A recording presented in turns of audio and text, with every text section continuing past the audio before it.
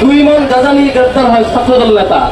আমাদের দীর্ঘ 15 বছরের ফ্যাসিবাদ বিরোধী লড়াইয়ে যারা আমাদের সঙ্গে ছিলেন, সেরকম একটি ছাত্র সংগঠন বাংলাদেশ জাতীয়তাবাদী ছাত্রদল আমাদের ফ্যাসিবাদ বিরোধী আন্দোলনের বিপক্ষে দাঁড়িয়ে যারা ফ্যাসিবাদকে সহযোগিতা করেছিল, সেই সকল কিছু সংগঠনের ফাঁদে পা দিয়েছে দীর্ঘদিন ধরে। আমরা লক্ষ্য করছি যে সংগঠনগুলো সর্বশেষ 14 দলীয় জোটের যে প্রোগ্রাম ছিল আগস্ট মাসে, সেই প্রোগ্রামে যারা সমর্থন জুগিয়েছিল তাদের ছাত্র সংগঠনের পক্ষে তারা আজকে এখন সাফাই গাইছেন। এবং সর্বশেষে আমরা কয়েকটা ঘটনা দেখেছি যেখানে ছাত্র শিবিরের কেউ জড়িত ছিল না। আমরা ছাত্র শিবিরের পক্ষ থেকে বিচার এবং গ্রেপ্তার দাবি করা সত্ত্বেও এরপরও বিভিন্ন ব্যানারে ছাত্র শিবিরের নাম সরাসরি যুক্ত করে শিবিরের নামে মিথ্যাচার করেছে। শুধুমাত্র তাদের ভোট আইডি দিয়ে এই প্রচার করে নাই, বরং তাদের যে ভেরিফাইড পেজ, ফেসবুক পেজ এবং অ্যাকাউন্ট, তাদের বিবৃতি, বক্তৃতা, ব্যানারে শিবির তোমার মৃত্যু হবে, পাশের লাঠি মশাল হবে, এই ধরনের স্লোগান দিয়ে, সন্ত্রাসী স্লোগান দিয়ে শিবিরকে আবারও সেই শাহবাগ মঞ্চায়ন করে শিবিরকে আবারও হত্যাযোগ্য করার একটা ষড়যন্ত্র করা হচ্ছে। আমরা এই মানববন্ধন থেকে, আজকের এই প্রোগ্রাম থেকে আমরা একটা তীব্র নিন্দা এবং প্রতিবাদ জানাচ্ছি।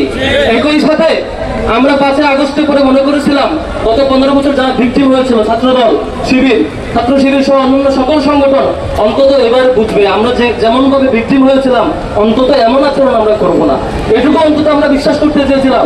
কিন্তু গতকাল 1-2 দিনের ঘটনা দেখেন, কয়টা ঘটনা, 2 মণ গাঁজা নিয়ে গ্রেপ্তার হয় ছাত্রদল নেতা। দেখেছেন, শুধু এটুকুতেই না, একজন নারীকে হুমকি দেওয়া হয়, তাকে নাকি তার সর্বোচ্চটুকু তার দেখাবে। আবার 2জন নারী শিক্ষার্থীকে হল থেকে বের করে দেওয়ার হুমকি দেওয়া হয়।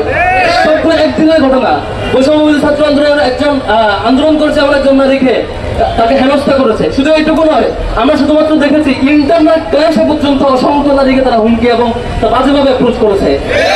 এরকম এই বাংলাদেশে কোনো ছাত্র সংগঠনের কাছ থেকে এরকম রেসপন্স আশা করি না। সম্মানিত উপস্থিতি, আজকে বাংলাদেশ ইসলামী ছাত্র শিবিরের একটি হেল্প ডেস্ক ছিল সবগুলো ন্যাশনাল ইউনিভার্সিটির ভর্তি পরীক্ষাগুলোতে, সবগুলো কলেজের সামনে। আপনারা দেখেছেন চট্টগ্রাম কমার্স কলেজে কি বিভৎসভাবে ছাত্রদল আক্রমণ করেছে। আমরা এই আক্রমণের তীব্র নিন্দা এবং প্রতিবাদ জানাচ্ছি। আপনারা দেখেছেন ঢাকা বিভিন্ন কলেজে, বিভিন্ন ইউনিভার্সিটিতে, বিভিন্ন প্রতিষ্ঠানে তারা রুমে গিয়ে রুমে আটকে শিক্ষার্থীদের উপর তার নির্যাতন করছে। আমরা সকল ঘটনা তীব্র নিন্দা জানাচ্ছি। আর একই সাথে হুঁশিয়ার করতে চাই, ছাত্রলীগ ভুল করেছিল কি জানেন? ছাত্রলীগ তারা যেমন শিক্ষার্থীদের উপর আক্রমণ করেছে, আক্রমণ করে আবার এটাকে জাস্টিফাই করেছে। ঠিক আমরা ছাত্র দলের মধ্যে সেম আচরণ লক্ষ্য করছি। তারা শিক্ষার্থীদের উপর আক্রমণ করছে, আবার তারা তাদের ভেরিফাইড ফেসবুক পেজ এবং তাদের বিভিন্ন অ্যাকাউন্ট থেকে দলীয় নেতৃবৃন্দ সেগুলোকে জাস্টিফাই করছে। কালকে দেখেছি এক ছাত্রদল নেত্রী, তারা বলছে এই চিন্তা ঘটনা নাকি ঠুনকো ঘটনা, তুচ্ছ ঘটনা নিয়ে নাকি আমরা মাথামাতি করছি। একদিনে 3-3টা নারী নির্যাতনের ঘটনাকে তারা মনে করছে তুচ্ছ ঘটনা। তাদের কাছে আমরা কি আশা করবো? সম্মানিত উপস্থিতি, আজকের এই মানববন্ধন থেকে আমরা আবার হুঁশিয়ার করতে চাই। আমরা সেই 15 জুলাই ছাত্রলীগকে হুঁশিয়ার করেছিলাম, যদি ছাত্রলীগ ঠিক না হয়, এ ধরনের আক্রমণ অব্যাহত রাখে, তাদেরকে বাংলাদেশ ছাড়া করা হবে। ঠিক তাই হয়েছে।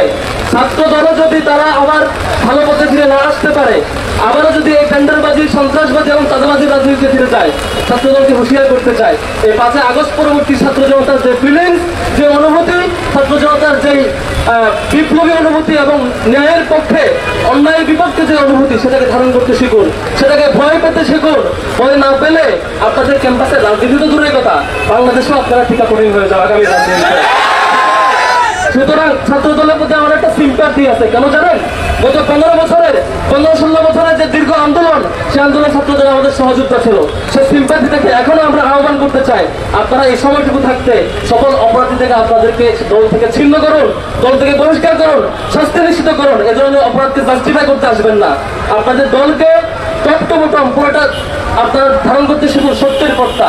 অন্তত আপনাদের সভাপতি যে শিবিরের উপর দায় দিয়ে দেওয়া যে নির্দেশনা দিয়েছে, সেটা অন্তত আপনারা ফলো করবেন না। সেই বিশ্বাস ছাত্র দলের সকল কর্মীর কাছ থেকে আমি পেতে চাই, সেই বিশ্বাস আমরা অর্জন করতে চাই।